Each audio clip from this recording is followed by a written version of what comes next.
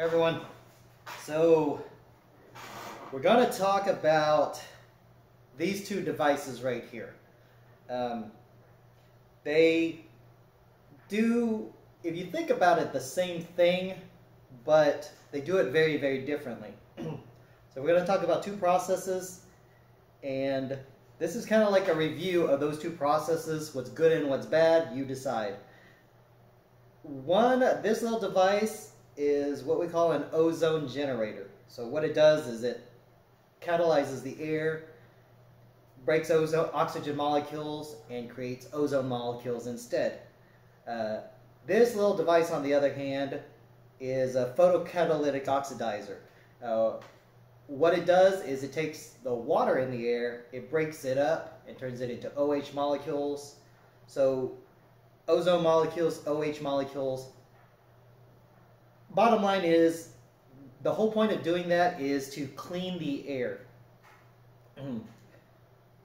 When you look at both devices, the good and the bad of both devices, they have very, very similar goods, but they're based upon certain technologies at certain price points and so forth as well too. So we're going to go through what is the benefit and the non-benefit of both of them. So let's start with the basics. This is an ozone generator. Costs about roughly $20, $25. This little device right here can handle roughly about a 2,000 square foot space. What does that mean overall? When you think about a 2,000 square feet house, roughly about 8 to 10 feet ceilings, probably 10 feet ceilings or so overall. It has to run continuously 24/7 to be able to manage that type of space. And the other side of the coin has got really good, it has to have a pretty decent airflow for it to be able to manage that as well too.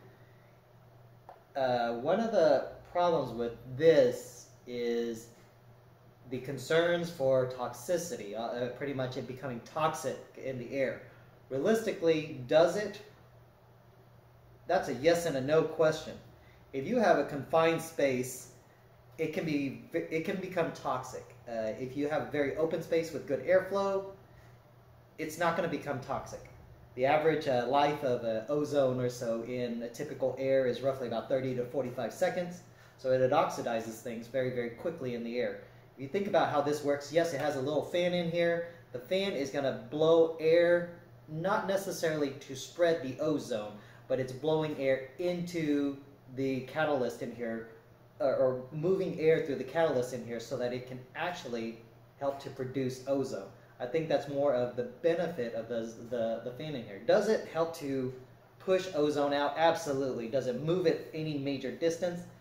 No, it doesn't. It is very pretty when it's on or so. There's this little red glow from the coronal discharge that occurs from it. And that's kind of the technology that they use, is something called coronal discharge, to be able to transition oxygen into ozone as well too. Uses very, very little electricity, very easy to manage overall. The build quality on these things do not have to be that great, because it's low electrical input, low electrical output. The only thing you have to be concerned about with a moving part in here is the fan. And realistically, if the fan breaks, can it still produce ozone? Absolutely. So it's going to work one way or the other. Now, ozone devices, they really don't have the best triggers in the world.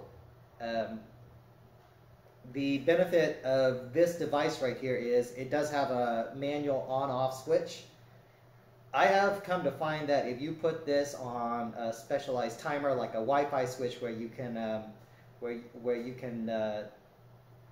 automatically set the Wi-Fi switch to turn on and off, this thing will shift on and off really easily. Remote timing, as you want to call it, and it works well overall. I have a 2,000 square foot home roughly, and I adjusted the ventilation in here, where my air conditioner, regardless, or my ventilation system, regardless if it needs to be heated or cooled, about once every hour, the fan in the house turns on for roughly about 10 to 15 minutes to circulate the air. So I never have any major area that has a humongous amount of ozone in it. It diffuses pretty easily. So you have to look at ozone-wise based upon a diffusion. So you put it wherever it is, it shoots out ozone, and that particular area becomes, in a sense, clean. It oxidizes whatever it is. If it makes it too heavy, then it falls to the floor. And what happens is dirty air comes into that clean air, and it continuously does it again. Over time, now that's the key thing is, realistically, it's going to take about a week or two to clean up your air because it has to circulate the air over and over again so that it starts cleaning really, really well. So that's the gist of this. How much electricity does this sucker use? It will use less than a kilowatts worth of electricity in a month if you run it continuously. This thing, the electricity cost here is about 12 cents per kilowatt. I don't think it even, I think it's about 8 cents a month, 9 cents a month for me. So that's the cost of this little sucker right here. The benefit of having it on the Wi-Fi switch that I use, probably I'll do another review on that at some point as well, which I use like 2 or 3 different Wi-Fi switches, but it monitors the electrical usage and it's negligible. I mean, for the quality of air that it produces, the cost of the electricity is absolutely worth it. The other side of the coin is this thing is called a photocatalytic oxidizer. It doesn't produce ozone, it produces hydroxyl molecules. What is a hydroxyl? It's technically, if you look at a water molecule, it's the OH part of it. It's one oxygen, one hydrogen that is extremely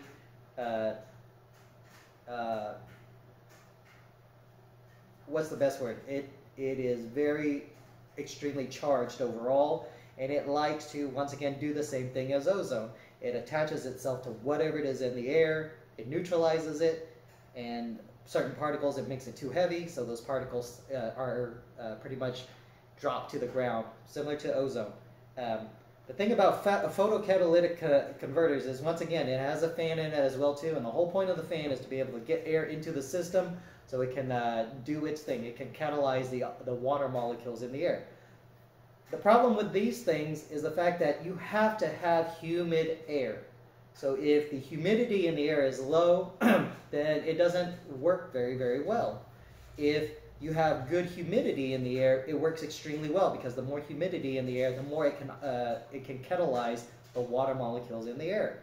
So it has a fan, it does this thing. It has 3 different settings on here. This thing is actually a USB device, so you have to connect it to USB. It does not have an automatic, or it doesn't have a manual on-off switch. So if the power turns off, you gotta hit the button to start it again. This thing, on the other hand, has a manual switch, so the nice part about it is once the power gets back on, or you set it to a Wi-Fi switch, whatever it is. This thing does not have automatic settings or so on it either. I'm assuming at some point photocatalytic oxidizers will have those options. Nowadays, with the coronavirus and all this pandemic stuff about droplets in the air that are contagious with the world at large, these devices are going to be very, very beneficial to maintaining health and preventing illness as well. What you come to find is indoor air quality, especially in most of the world nowadays, you have houses that are pretty much hermetically sealed. And because of that, what you come to find is the air stagnates. Even if you run ventilation in the house, you don't have fresh air. It's the same air. It's just getting recirculated in the house. Dirty air is dirty air no matter how you look at it. So only few ways is if you have clean air from the outside that's able to filter in so you can refresh the air. I live in the Midwestern, I live in Oklahoma. The benefit of Oklahoma area is minus the large particles like pollen, stuff like that. If you just get fresh air in, it's actually pretty darn fresh. In major cities, on the other hand, it's not fresh because you have a lot of urban environments, and if you really do live in an urban environment, you should really, on normal days or so, with cars running everywhere, should not really open your windows to let all of the smog into your house. It'll actually make you sick.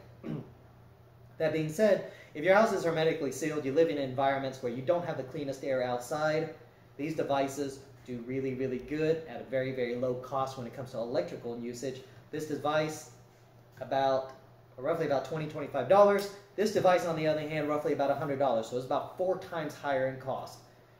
Hold on. Hold on before you say that why would I spend 4 times more money for a device that literally does about the same thing? If you think that way, first I'm going to be straightforward. You're an idiot.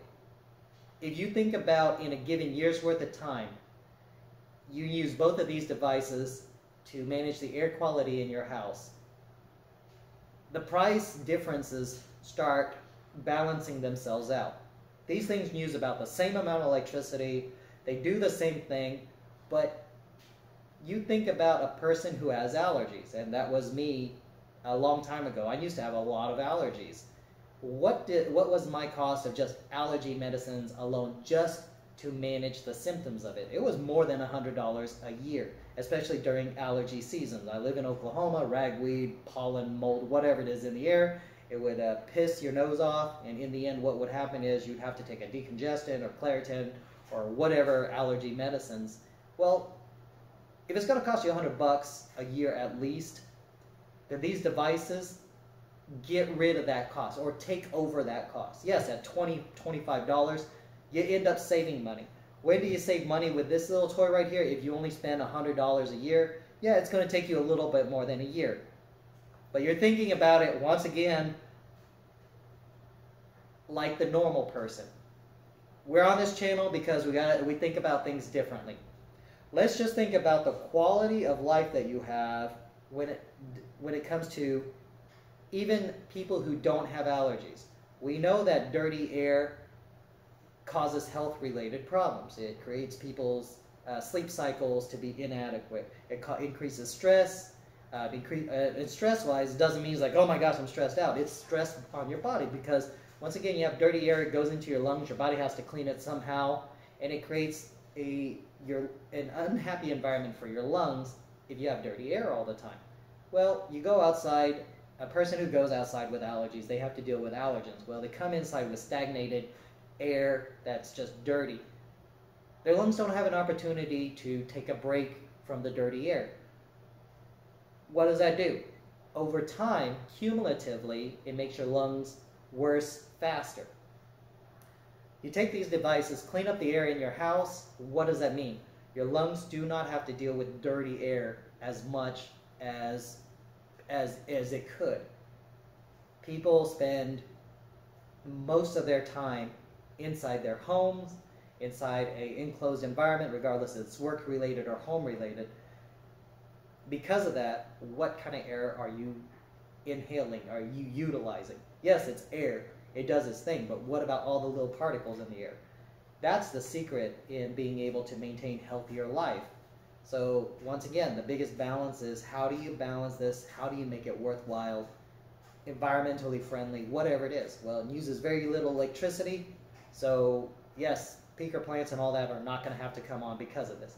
Are they extremely energy efficient? Yes, they use less than 10 cents of electricity every single month. Does it increase your quality of your health? Yes. And decrease your risk of processes like disease processes like lung disease or heart disease. Actually, if you think about it, yes it does, because if you're not irritating your lungs all the time, your heart and your lungs don't have to work harder. The analogy is very simple. If you have 4 billion heartbeats in your lifetime and your heart's beating fast because it has to compensate and adjust for all this injury, all this damage, all this bad stuff, then you have a shorter life. Well, if your heart doesn't have to work that hard and uses less heartbeats, then you live longer life, as well as healthier lives as well too. That's the whole secret behind how these things work.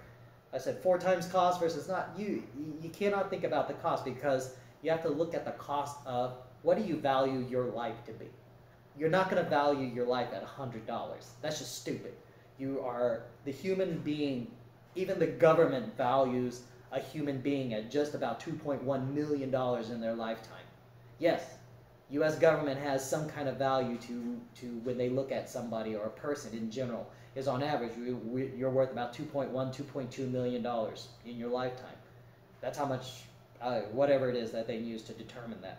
So that's what what you value, not $100, not $25. So is it worth it regardless of $25 or $100? Yes. What's easier to afford? The $25 one. Now let's talk about durability while we're at it. Well, on average, how long do these devices last?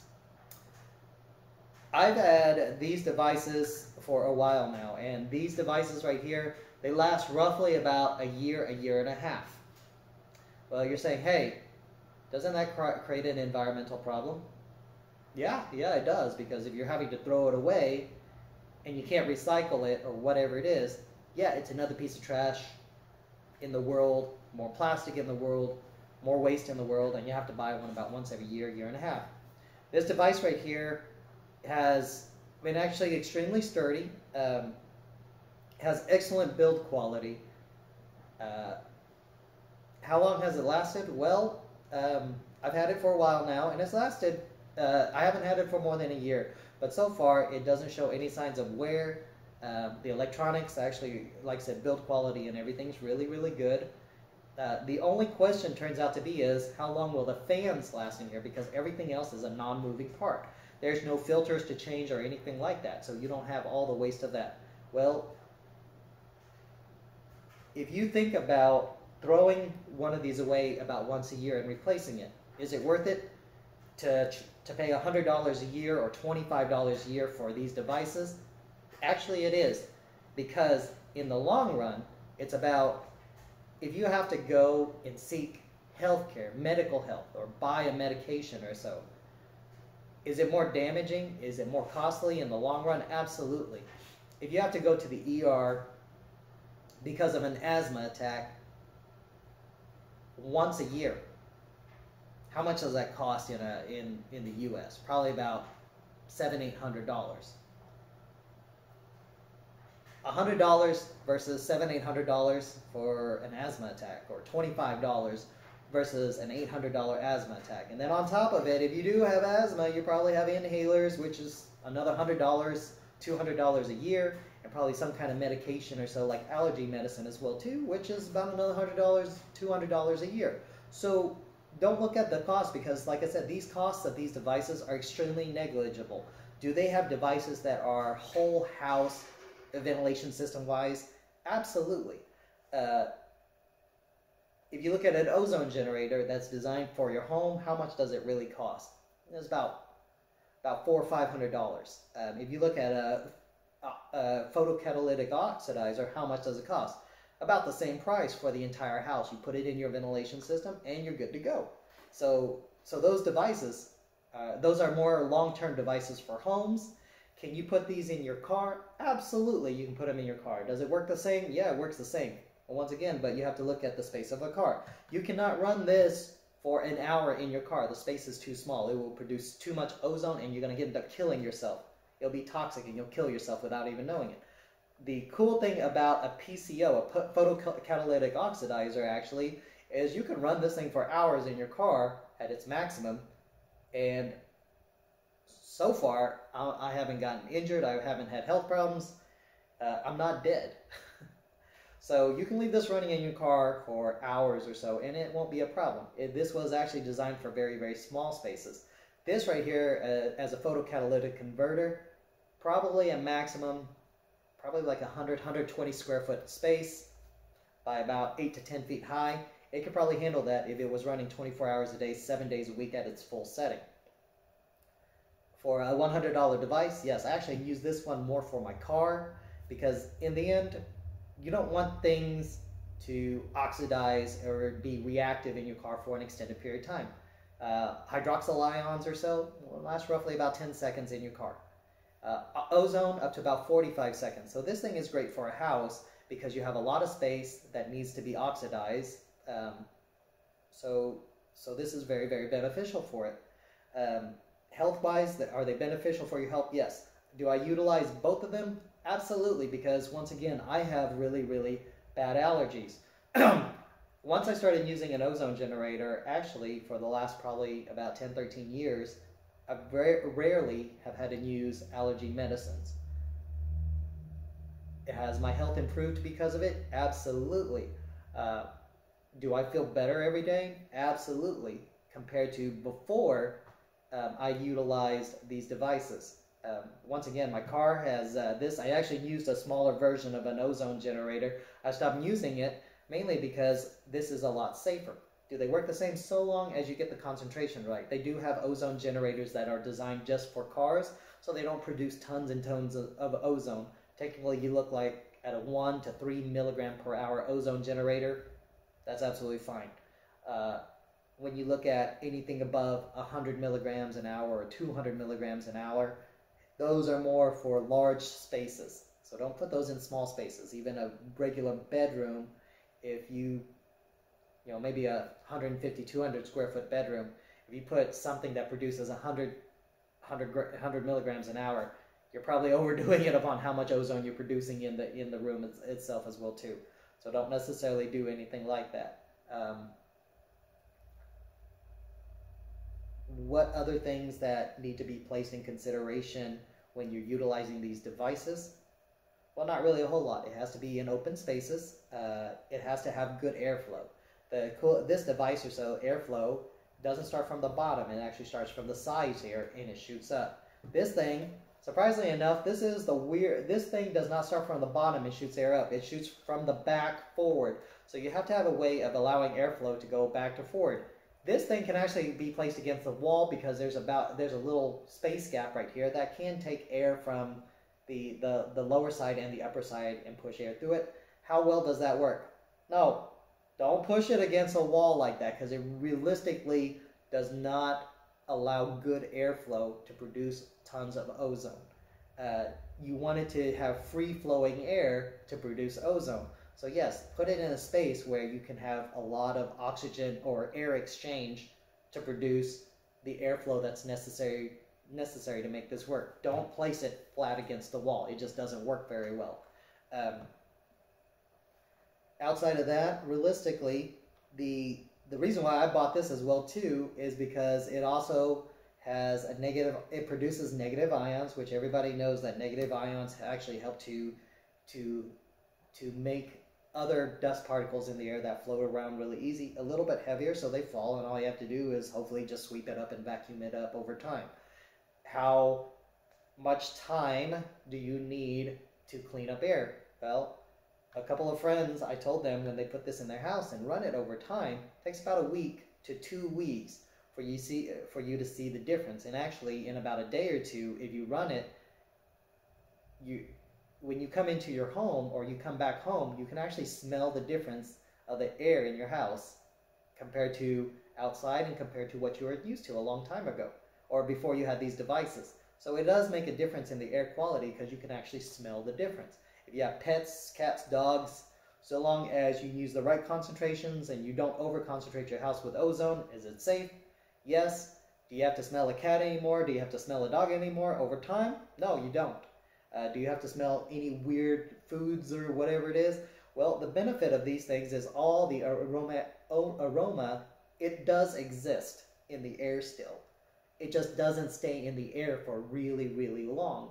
So yes, if you roast coffee, are you going to smell it? Yes. Are you going to smell it for the typical 20-30 minutes that you normally smell it for? Not with the ozone generator running, or the photocatalytic oxidizer. You're going to smell it for maybe half the time, maybe a little bit more than half the time.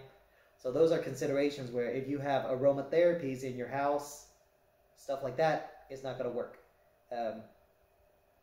So it's not going to work very well. If you like to utilize candles in your house, the aromas from the candles, scented oils, you got to turn these things off. The problem with turning these things off, and once again, all the ash and soot from these aromatherapies, burning candles or so, they go back in the air. You enjoy it, then afterwards turn back on, and you'll get rid of it over time as well too. So if you are very particular to a type of smell you like at your house, like Febreze or vanilla scented candles or whatever it is, just to let you know, even the smell of flowers is going to be different because flowers produce aroma. Well, they concentrate aromas around the flower, but it diffuses into the air. You won't have that diffusion in the air anymore, so the scent of even flowers or the scent of anything is going to be significantly different as well. So those are things to consider. Please don't ever put water in these things. It just doesn't work that way. This device, yes, it likes humidity. It doesn't like water.